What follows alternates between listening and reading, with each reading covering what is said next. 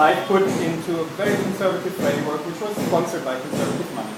So she was very smart in working publicly and being very well received in the context of what was Germany at the time, so very conservative framework, you know? But then it wasn't enough. She had to push more, like those words describing Hillary's, like what you have to go for. I think it would be interesting for me to, if we also work on elements on the show where we get these before and afters of moments like this. You know, because like right now we're always looking at this, we jump right in. As an example, I mean, what we saw so far was the Hillary moment. We go right into this moment, which has like so many twists and turns before, and we just try to struggle towards there. We try to think about scenes, the ones we saw. Like, and what do I need to actually make this a payoff point on stage? Yeah.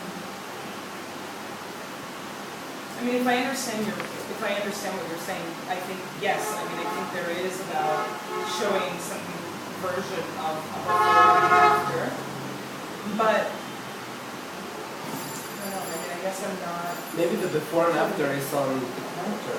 No, of course. Oh, but is that something I see? If you see a woman who is actually trying to be the perfect mother, I mean, however, a woman or as an image or as a still, or is having a struggle that relates to the pre-struggle. You know what I mean? If now we're looking at, if we look at our mother segment, and really trying to think again concretely about things that can work as a scene, that are a scene between all these projections and musical elements. That's what I'm trying to do with that. Yeah. But we can just work on Ulrike Meinhof now and find out from there, because we have the political and we have the personal. And Mother Teresa, I'm sure she was a well-meaning woman who was just feeding a couple of kids on the street before she became this big corporation. No, I mean she had. That was the saga. She also was blessed to get very old. I'm sure at 40 she was quite at a different pace. But that's part of what To Be Complex is about. Yeah. You start with a good intention, and then at some point you can fuck it up. You can also fuck it up. You can also do something that steps on somebody else's rights. And that you're not going to avoid that. You have the choice to maybe fix that, to compensate, to assume that you did, to recognize that you did.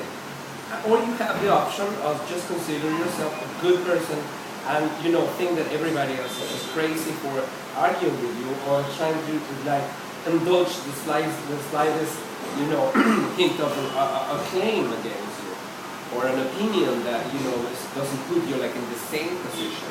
That's part of what it is.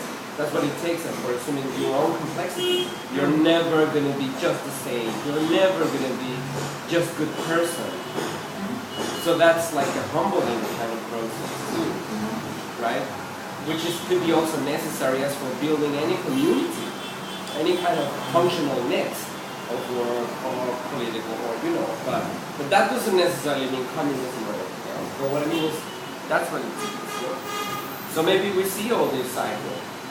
I talked to this friend of mine in Mexico, Alejandra, you know, I told her we were going to go to Kali's temple. And she says, you know, I described her a little bit of what you told me, you know, what it was.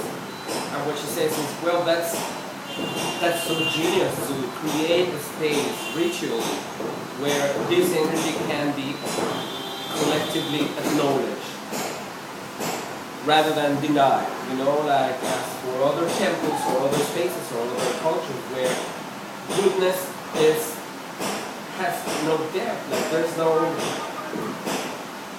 So then there's still what your father was saying, which is great, no? He said like it's funny to think about Catholicism. They're not really monotheists.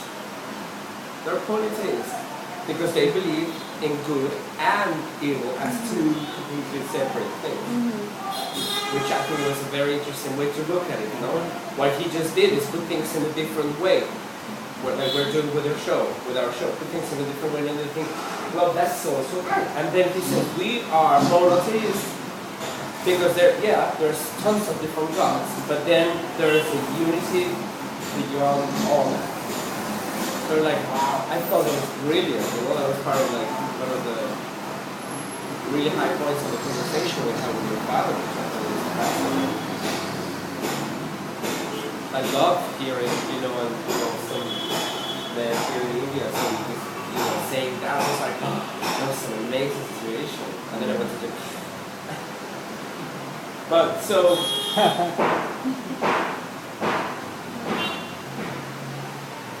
so we care for community, for building nets, friction nets of working.